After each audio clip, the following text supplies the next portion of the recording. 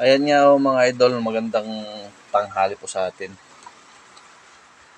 Meron po tayong natirang isda. Ayan po mga idol oh. Na slice po ulit ng tambakol. Ayan. Tapos meron tayong mga gulay dito mga idol. Ayan. Meron tayong okra. Sa Ilocano po mga idol, palang po ito eh. Palang. Oh. Hindi ko po alam ang Tagalog mga idol. Ayan. Sibuyas. Siyempre, kamatis natin mga idol. Hindi natin makakalimutan yan. Tsaka po kangkong. Ayan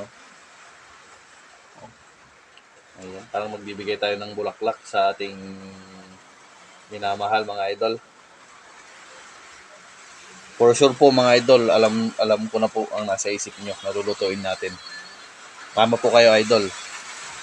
Ayan, dahil tag-ulan po. Naririnig nyo po. Ayan po, malakas po ang ulan natin. Bagay na bagay po yung uulamin natin at lulutuin po natin ngayong tanghali is sinigang po. Ayan, magaling po kayo mga idol. Nahulaan nyo po. Sinigang po tayo ngayon. Ayan. Maraming salamat sa pagsilip po ulit sa ating video mga idol. Ayan po. Salamat po. Ingat-ingat po tayo lagi dahil po masamang panahon natin mga idol. Ayan. Ayan po mga idol. Sa kumukulong tubig, naglagay na po tayo ng sibuyas at kamatis.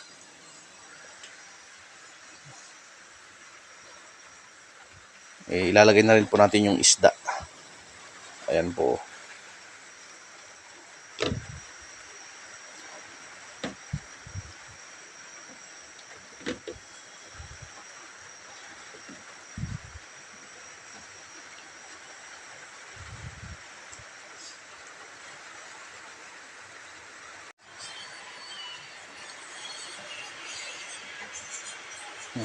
Ilalagay na rin po natin mga idol yung palang.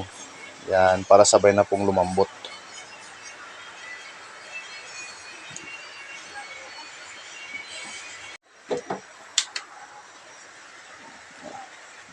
Sunod na rin po yung okra natin mga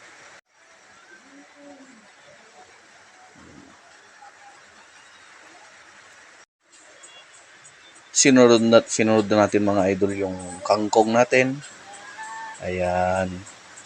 Syempre po, tinimplahan na po natin yan ng asin tsaka magic sarap mga idol. Ayan lang po yung ilalagay natin, seasonings po. Ayan. Nasa inyo na po yan mga idol kung dadagdagan nyo pa. O depende po sa panlasa ninyo.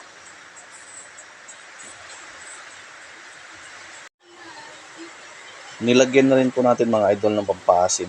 Yan At may presyo pa nga mga idol.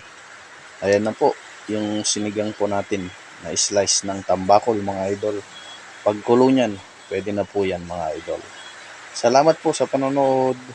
Ayan.